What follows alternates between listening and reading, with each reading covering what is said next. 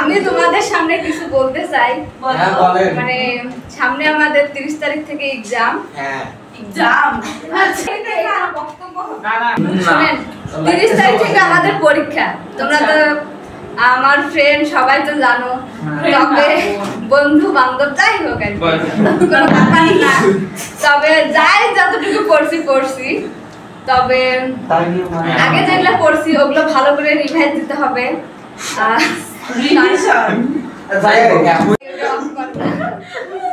তো আজকে আমাদের বিদায়ী অনুষ্ঠান, অনেক কষ্ট হচ্ছে। হ্যাঁ আমারও কষ্ট হচ্ছে যে আজকে থেকে আর পড়াশোনা হবে না।